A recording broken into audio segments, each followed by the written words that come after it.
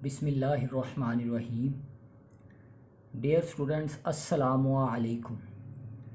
Learning with Umar Farooq में आपको खुशामदीद कहता हूँ। जैसा कि इससे पहले वीडियो लेक्चर में हमने कॉम्प्लेक्स नंबर्स के ऊपर बात की। हमने देखा कि कॉम्प्लेक्स नंबर्स की क्या ज़रूरत थी, किस ज़रूरत के तहत वो वजूद में आए, उनका डेवलपमेंट किस तरह से हुआ, किन किन मैथमेटिशियंस का हाथ है कॉम्प्लेक्स नंबर्स को डेवलप करने में, और हमने कुछ बुनियादी लॉज के ऊपर बात की। आज हम उसी बात को आगे बढ़ाते हुए एफएससी मैथमेटिक्स पार्ट 1 का जो चैप्टर नंबर 1 है, इस पे फर्दर बात करते हैं। आज हम बात करेंगे बुनियादी प्रॉपर्टीज़ कॉम्प्लेक्स नंबर्स की, fundamental properties of complex numbers. आपको याद होगा कि जब हम रियल नंबर्स की बात कर रहे थे तो उसमें भी कुछ फंडामेंटल प्रॉपर्टीज़ थी, कुछ फंडामेंटल उसूल थे जो रियल नंबर्स के ऊपर एप्लीकेबल होते थे। उसी तरह कुछ असूल कॉम्प्लेक्स नंबर्स के ऊपर भी वज़े किए गए हैं जो कॉम्प्लेक्स नंबर्स के ऊपर अप्लाई होते हैं। तो आइए शुरू करते हैं। Fundamental properties of complex numbers, यानी कौन कौन सी बुनियादी ऐसी प्रॉपर्टीज़ हैं जो कॉम्प्लेक्स नंबर्स के ऊपर एप्लीकेबल होती हैं। नाम वही है, सिर्फ इसके एप्लीकेशन का तरीका थोड़ा सा मुख्तलिफ होगा रियल नंबर से। सबसे पहले है एडिटिव आइडेंटिटी इन सी। ये सी सेट से मुराद है कॉम्प्लेक्स नंबर इज़ 0 0। हमें पता है कि कॉम्प्लेक्स नंबर जो होता है उसके दो पार्ट होते हैं, एक पार्ट रियल कहलाता है और एक पार्ट कॉम्प्लेक्स कहलाता है। इसी वजह से इसकी जो एडिटिव आइडेंटिटी है उसमें 0 0 दो बार है।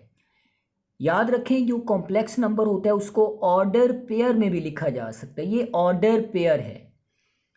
0,0 से मुराद ये है कि 0 एक रियल पार्ट है और अगला 0 जो है वो कॉम्प्लेक्स पार्ट है, दरमियान में कॉमा है, यानी इससे मुराद ये है 0 प्लस आयोटा 0।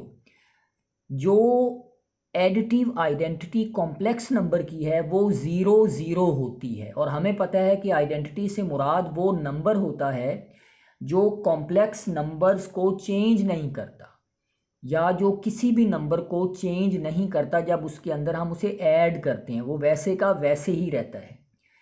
अब अगली बात करते हैं हम additive inverse of a b, यानी ए प्लस आयोटा बी कोई कॉम्प्लेक्स नंबर है, उसका हमने बताना है कि इन्वर्स क्या होता है, यानी उसका उलट क्या होता है विद रिस्पेक्ट टू एडिशन, यानी जमा के लिहाज से हमने बताना है।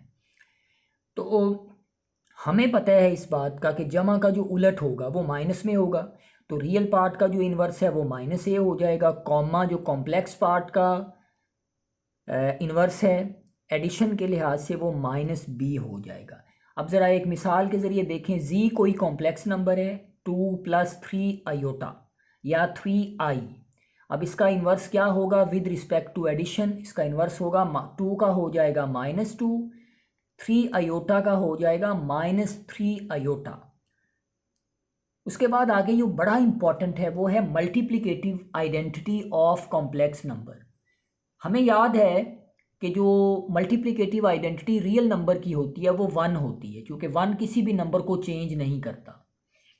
अब चूंकि कॉम्प्लेक्स नंबर में तो दो हिस्से होते हैं, एक उसका रियल पार्ट होता है और एक उसका कॉम्प्लेक्स पार्ट होता है, ठीक है।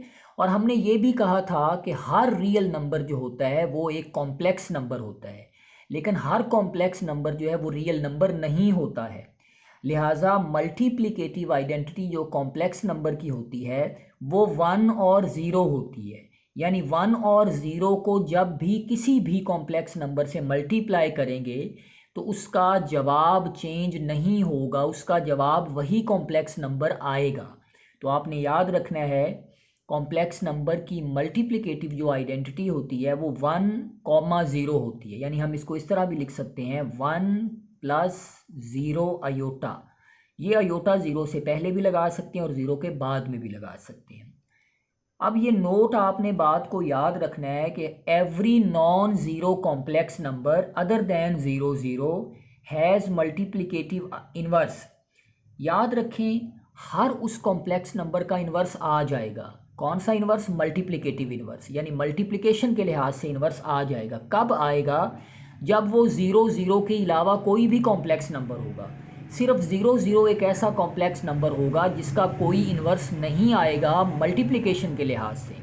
तो ये याद रखना है आपने, हर कॉम्प्लेक्स नंबर का इन्वर्स आ जाता है, मल्टीप्लिकेशन के लिहाज से इन्वर्स निकल आता है सिवाय 0 0 के। अब हम फॉर्मूला देखते हैं कि जो इन्वर्स है, मल्टीप्लिकेटिव इन्वर्स निकालने का क्या फॉर्मूला है। तो ये आपने फॉर्मूला याद रखना है, रियल पार्ट को हमने डिवाइड करना है मल्टीप्लिकेटिव इन्वर्स निकालते हुए, कॉम्प्लेक्स नंबर के दोनों पार्ट्स के स्क्वायर को ऐड करके। ये फॉर्मूला किस तरह से आया है? फर्ज करें हमारे पास एक कॉम्प्लेक्स नंबर है a, b। अब इसका हमने मल्टीप्लिकेटिव इन्वर्स लेना है। ज़रा गौर करें कि इसका जो रियल पार्ट है वो a है, तो इसको हम ऊपर लिखेंगे। ये जो भी हो, प्लस में हो तो प्लस में आ जाएगा, माइनस में हो तो माइनस में आ जाएगा। ये जो भी सिंबल के साथ है ये यहाँ लिख देंगे। नीचे बटा लगाएंगे, नीचे फ्रैक्शन लगाएंगे, नीचे क्या लिखेंगे? इसी का स्क्वायर प्लस कॉम्प्लेक्स नंबर का स्क्वायर। यानी क्या? दोबारा देखें, रियल पार्ट वैसे का वैसे, नीचे बटा लगाएंगे, a का स्क्वायर लिखेंगे प्लस कॉम्प्लेक्स पार्ट का स्क्वायर लिखेंगे, फिर कॉमा लगाएंगे। ये माइनस फार्मूले का है, इसका इसके साथ कोई ताल्लुक नहीं है, माइनस फार्मूले का। फिर अगला कॉम्प्लेक्स पार्ट लिखेंगे और नीचे क्या लिखेंगे? रियल पार्ट का स्क्वायर, यानी पहले वाले का स्क्वायर प्लस दूसरे वाले नंबर का स्क्वायर। तो ये हमारे पास एक फॉर्मूला होगा मल्टीप्लिकेशन का इन्वर्स जो है, या मल्टीप्लिकेटिव इन्वर्स जो है कॉम्प्लेक्स नंबर का, उसको मालूम करने के लिए। एक बात बड़ी ज़रूरी आपने याद रखनी है कि कॉम्प्लेक्स नंबर सोल्यूशन को फाइंड करने के लिए इंट्रोड्यूस करवाए गए थे। ये इमेजिनरी नंबर्स होते हैं, इमेजिनेशन के तहत ये निकलते हैं।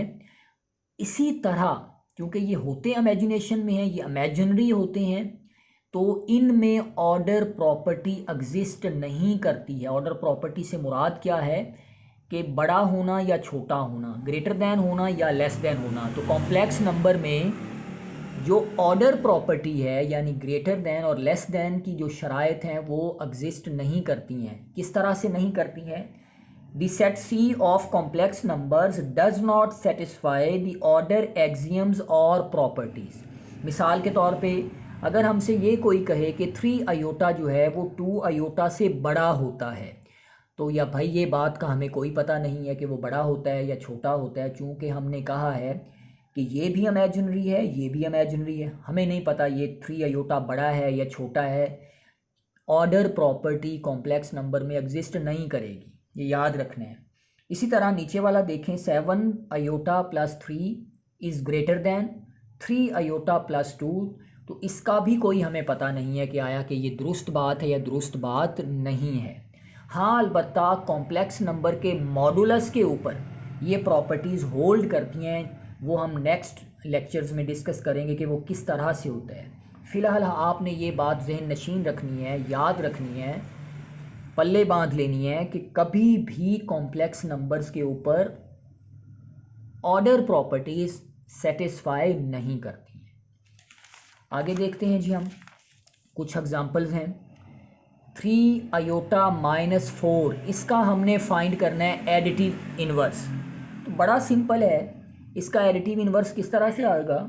ये देखें, जी वाला है 3 आयोटा माइनस 4, इसका इन्वर्स क्या हो जाएगा? ये प्लस में है तो ये माइनस में हो जाएगा, जो माइनस में है वो प्लस में हो जाएगा। यानी इसका इन्वर्स क्या निकलेगा? 3 आयोटा माइनस 4 का विद रिस्पेक्ट टू एडिशन के -3 आयोटा प्लस 4 निकलेगा। इसी तरह दूसरे वाले का भी सोल्यूशन मैंने नीचे दिया हुआ है, वो आप देख लीजिएगा। अब अगला हमारा है एग्जांपल है कि मल्टीप्लिकेटिव इन्वर्स को हमने फाइंड करना है, तो ये आपने थोड़ा सा ध्यान रखना है। और इस तरह के छोटे छोटे सवाल अक्सर ई-कैट में, इंजीनियरिंग कॉलेज एडमिशन टेस्ट में, या मुख्तलिफ़ किस्म के जो टेस्ट होते हैं फ़र्दर जो स्टडी के लिए यूनिवर्सिटीज़ के होते हैं, उनमें अक्सर पूछे जाते हैं। तो जब तक कंसेप्ट क्लियर नहीं होगा उस वक्त तक वहाँ पर जाके एंट्री टेस्ट में अच्छे स्कोर करना बड़ा टफ़ हो जाता है। तो इसीलिए जो छोटे छोटे सवाल होते हैं, जो कॉन्सेप्ट और बेसिक चीज़ें होती हैं, इनको आप ज़रा ध्यान से नोट किया करें। अब देखिए, हमारे पास कोई एक कॉम्प्लेक्स नंबर है 4 + 7 आयोटा, और एक दूसरा है Z1 -4 -8 आयोटा। एक मैं करके देता हूँ यहाँ पर और दूसरा आपके लिए एक्सरसाइज के तौर पे है।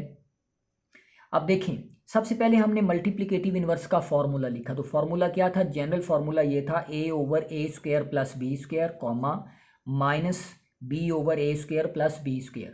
अब देखें यहाँ पर इस कॉम्प्लेक्स नंबर में a जो रियल नंबर है या रियल पार्ट है वो क्या है जी? 4 है, और जो कॉम्प्लेक्स है वो क्या है? 7 है, यानी कि b जो है वो 7 है।